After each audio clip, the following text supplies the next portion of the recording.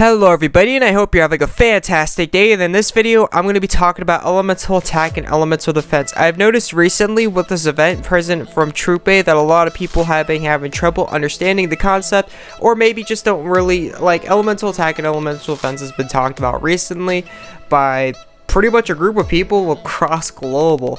I'm not gonna say like by PM, but just like in general, like people are having trouble with this event, and not exactly trouble, but like they're having trouble with like the right people and just like elemental gear. Just some people don't know what elemental gear is, so I'm here to help clarify that and what's so not. Okay, so let's get into this. Elemental gear is literally going to be needed. It is literally the best tool for player versus enemy, late player versus enemy. It's not exactly used for all player versus enemy missions or quests or whatever you're doing that you have to be doing, but more than most of the time it's going to be used in that. And player versus enemy is one of the like greatest ways, besides like I'm not talking gem spawn, I'm talking like over player versus enemy, player versus player, any in-game type way you can actually play this game.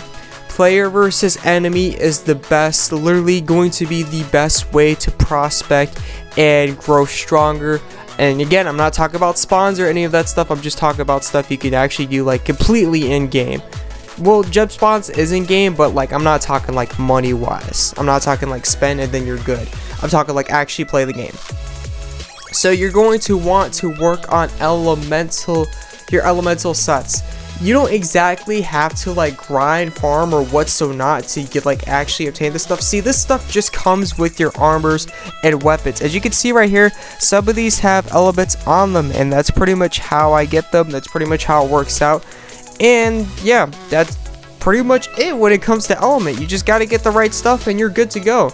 And if you want to farm events to actually obtain this stuff, you can. This stuff has fire elements, so if you're worried about wind monsters, if you're worried about wind missions and what so not, work on this event. You work on this event, you're going to be able to obtain fire weapons, fire gear weapons, weapons with fire, well, not just weapons with fire, gear with fire defense and fire attack.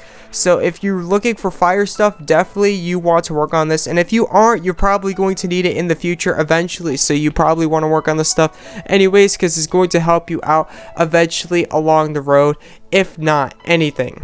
Unless you're already like a super whale or something like that, then you probably could replace this fire gear with better fire gear or what so not. But if you don't obtain like a lot of good gear, or exactly enough gear to think that you're gonna like replace like gear in general, like this free-to-play event gear, you probably want to work on this stuff.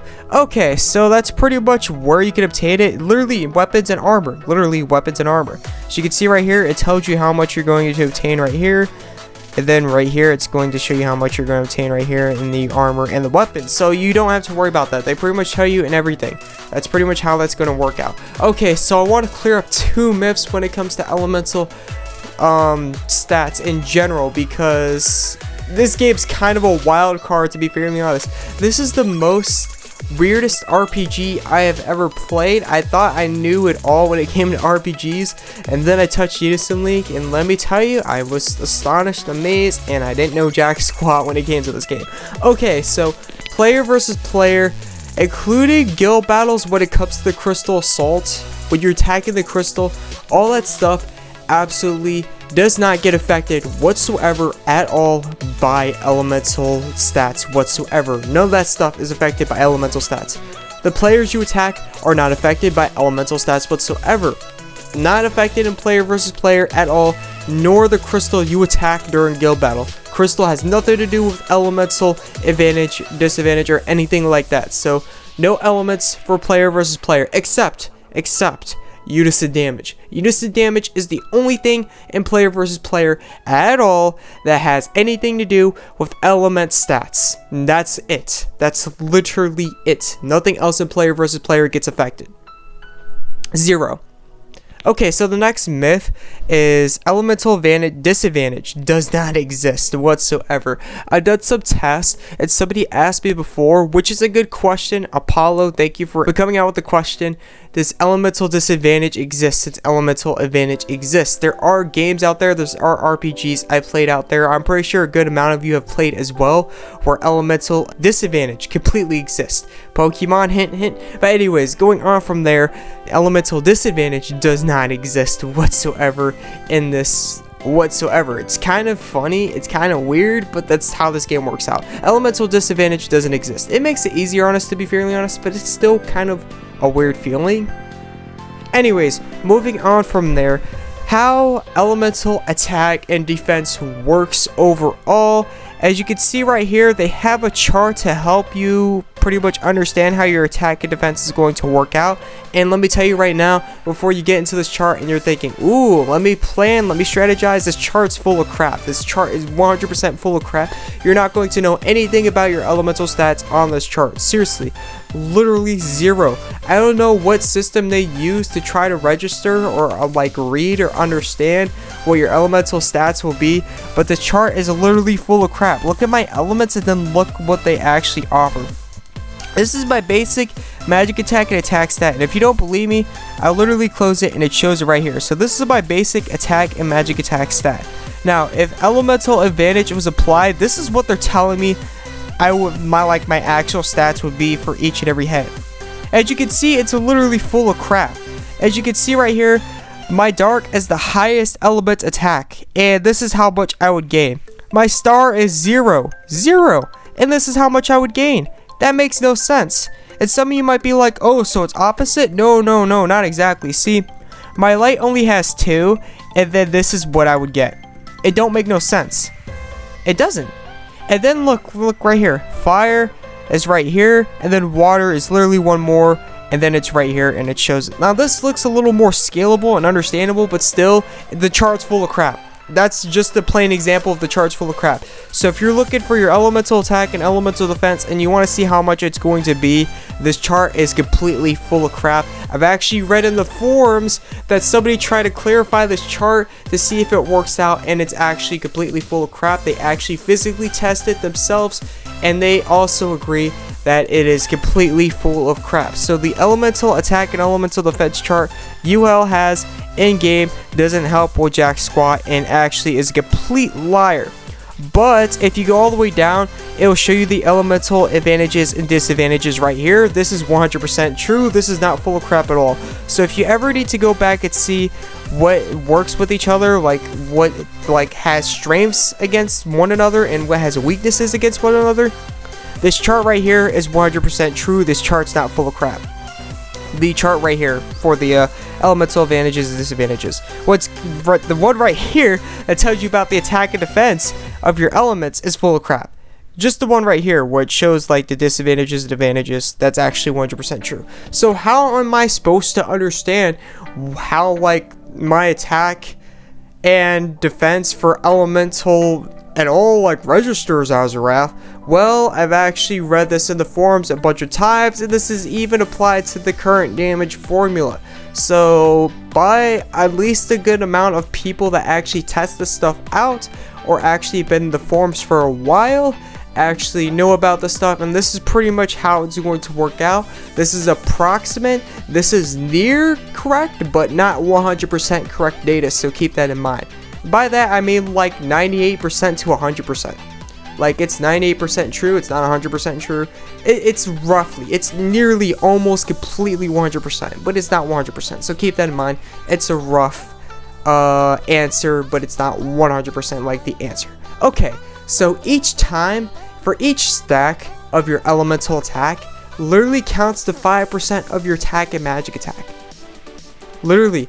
Each stack, each one elemental attack you gain is going to count as 5% to your attack and magic attack. While each stack of elemental defense is literally, each and every one stack of elemental defense is literally 1k defense. That's how it works out. Pretty much, as far as I see, weapons give 3 of the elements. So that's 5, 10, 15. Each time you use an element, that is like the advantage of like the monster or whatever you're fighting. Each time you stack one of these weapons, let's say I'm fighting a water right here because this one's grass, right? So if I would be fighting a water monster, this is literally, as you can see right here, it shows you the elemental attack that you're actually getting from here, and each stack is 5%, so that's a 15% in attack and magic attack. It doesn't matter whether it's attack or magic attack. All that matters when it comes to element is it's the right like element you're using. You want to use the element of the advantage. It's not going to work for each and every enemy you fight. Just because you have high water attack or high wind attack, it doesn't mean that it's going to increase the stats for any enemy you fight. It only works for the one that you have the elemental advantage for. So if I was using wind attack and defense, that's pretty much going to be effective against water. If I was using water attack and defense, that's going to be effective against fire. And if I was using fire attack and defense, that's only going to be effective against wind. It's only effective against the element that it has the advantage of. If it doesn't have the advantage of the element, elemental attack and elemental defense is literally useless against the enemy you're fighting. If I were to fight like a water element monster using light element defense and an attack, it would literally do nothing. They literally don't work with each other. Like there's no advantage involved in it whatsoever. So that's pretty much how elemental attack and defense work. Thank you for tuning in. Thank you for watching. I hope this helped out, and I hope this clarified some stuff. So when you're doing President of Troop A, keep in mind that this is going to apply. When you're going to try to do Carnage, people are going to be looking at your elemental attack and defense. Now, I can't say for exactly what people are looking for, like bare minimum, but I would say people will be looking for at a bare minimum 10 elemental water attack for this. Since everything is fire, they're going to be looking for a bare minimum of 10 elemental water attack, and I would say at least 80 to 90 elemental water defense, and that's if you have really good stats. I think, me personally, I think 100 water elemental defense would be more reasonable as a bare minimum, but I'm not exactly sure. It's somewhere around there, and then it's somewhere around 10 to 20 elemental attack, depending on who you're playing with. If you're playing with whales, if you're playing with the top-notch people, they're going to be looking for more of 20 elemental attack regardless of your stats, and then they're actually going to be looking for, instead of 100 elemental defense, they're going to be looking for 200 elemental defense. So since this is a fire, again, mission, the whales would be looking for at least 20 water elemental attack and then 20 water elemental defense. Some people might just be looking for 10 attack and then like 10 defense when it comes to the water element, but I'm not exactly sure. It's somewhere around there. Thank you for tuning in. Thank you for watching. I hope this helped out, and I will catch you in the next video. This is the Azarath. I'm out. Peace.